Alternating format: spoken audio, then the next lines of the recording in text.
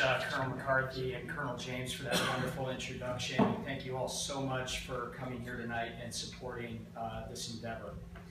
On behalf of Colonel Tom Mannion and our guests, again, please accept our deepest thanks for your gracious hospitality to the Army Navy Club. Thank you so much. To be here at the Army and Navy Club, which has been one of our nation's premier institutions since the late 1800s, is truly a privilege. But most of all, it's an honor to speak in front of the many in this room who have worn our nation's uniform. As someone who hasn't served in the military, I want you to know that I am in awe of your selfless courage. Thank you for all the sacrifices that you and your families have made for our great country. Needless to say, working on Brothers Forever has been a once-in-a-lifetime opportunity. Colonel Mannion and I met in 2011, about 4 years after the death of his son, U.S. Marine First Lieutenant Travis Mannion, and about a year after the passing of his son's Naval Academy roommate, U.S. Navy Lieutenant SEAL Brendan Looney. For the previous year and a half, I have been writing about the personal stories of American troops and their families, with a focus on fallen heroes from the wars in Iraq and Afghanistan. After leaving CNN in late 2009 and launching a blog called The Unknown Soldiers, this effort evolved into a weekly nationally syndicated newspaper column, which was distributed by Creator Syndicate until I recently joined a new website called The Stream. My very first newspaper column, in fact, was about Travis and Brendan. After staying in touch with Colonel Mannion's daughter, Ryan, I went to work for the Travis Mannion Foundation, an incredible organization that the Colonel will tell you more about this evening. Shortly after we met, Colonel Mannion shared that he had been working on a book about his son shortly after Travis made the ultimate sacrifice. Then, after Brendan's tragic death, Colonel Mannion had resolved to tell not only the story of Travis and his close friend, but one that represents this entire generation of post-9/11 heroes. If you take some time and visit Section 60 of Arlington National Cemetery, where Travis and Brendan now rest side by side, you'll feel the depth of this generation's sacrifices in your soul. I'm so grateful that Colonel Mannion asked me to join this effort. When I was working in television newsrooms, I never dreamed that I would someday have the honor of writing about heroes like Travis and Brendan. And let me tell you, when you're working on your first book, it's always helpful to have a retired Marine Corps colonel to keep you in line. So thank you very much for that, sir. On a more serious note, though, Colonel Mannion, thank you for trusting me to write about the lives, legacies, and tragic losses of these two friends, warriors, and patriots. Please know that my wife, Lisa, who's here tonight, and I try to live our lives in the spirit of the words Travis uttered, if not me, then who? While mourning his Naval Academy roommate's death, Brendan Looney was also deeply inspired by these 5 words, and he used Travis's example as motivation to be the very best that he could be during his subsequent Navy SEAL missions. As you'll read in Brothers Forever, Brendan didn't just complete his BUDS training. He inspired every future Navy SEAL around him with his skill and grit, which can be summed up best by one of Brendan's mottos: be strong, be accountable, never complain. I'd like to read you a passage from Brothers Forever about what Travis and Brendan meant to one another.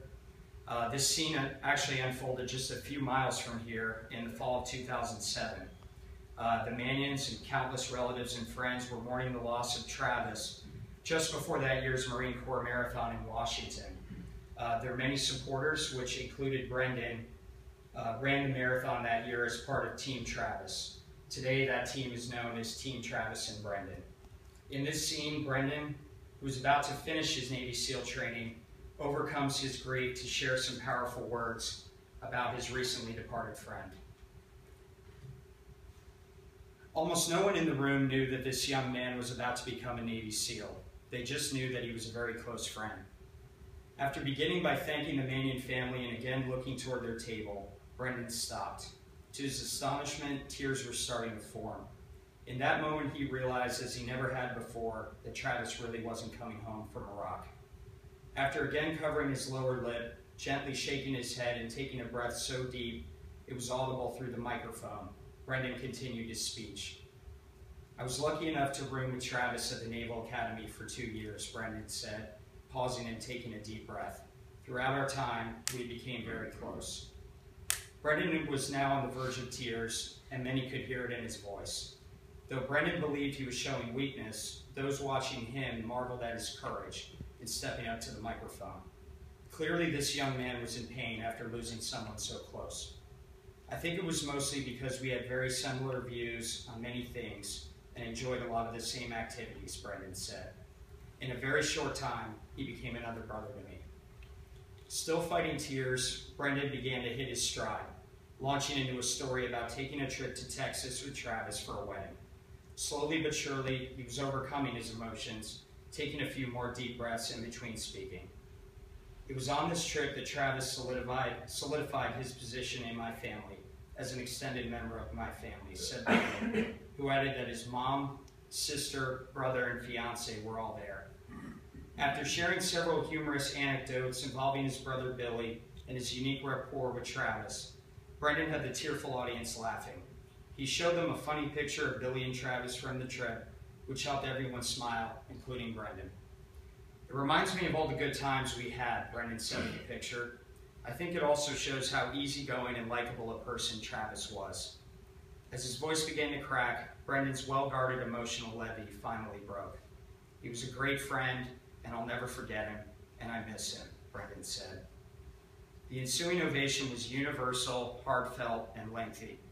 As Brendan stood there listening to the applause, he may have realized that his fiancée was right.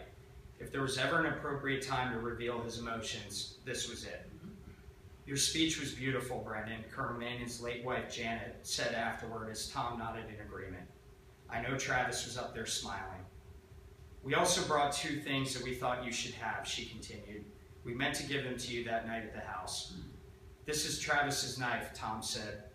He got this when he first joined 1st Recon and took it with him both times to Iraq. It was given back to us with his things. I couldn't think of anyone who deserved this more than you. Before Brendan could say thank you, Janet put her arm around him to give him the second memento. And here's a bracelet we had made to honor Travis, she said. It's the same one that we all wear, and when things get tough or dangerous, I want you to make sure that you're wearing it. The bracelet was black and engraved with 3 lines of silver lettering. First Lieutenant Travis Mannion, United States Marine Corps, Spartan, hero, leader, killed in action, Operation Iraqi Freedom, April 29, 2007. Always remember, Janet said, someone is looking out for you. Brendan hugged Janet, shook Tom's hand, and thanked them both. Then he held up the bracelet and promised, I'll wear this every single day for the rest of my life. Well, as you'll read in the book, Brendan was wearing that bracelet when he was killed in Afghanistan less than 3 years later.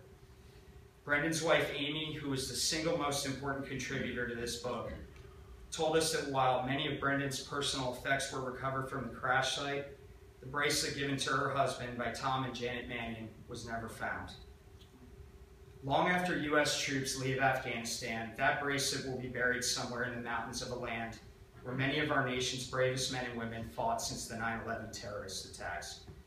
To me, it is a reminder that the sacrifices of Travis, Brendan, and each generation of American heroes will always endure. 4 years before President Ronald Reagan came to this building to formally dedicate the Army and Navy Club, he famously spoke to D-Day veterans and the world on the shores of France. He said, here, in this place where the West held together, let us make a vow to our dead. Let us show them by our actions that we understand what they died for. Let our actions say to them the words for which Matthew Ridgway listened, I will not fail thee, nor forsake thee. Strengthened by their courage, heartened by their valor, and borne by their memory, let us continue to stand for the ideals for which they lived and died. Travis and Brendan, as you watch over all of us tonight, please know that my wife and I hope that our daughter, Reagan, grows up to be like you and your family. I hope every American reads your story. May God bless Travis, Brendan, the Mannions, the Loonies, and every one of our nation's military families. Thank you so much for having me here tonight. Thank you.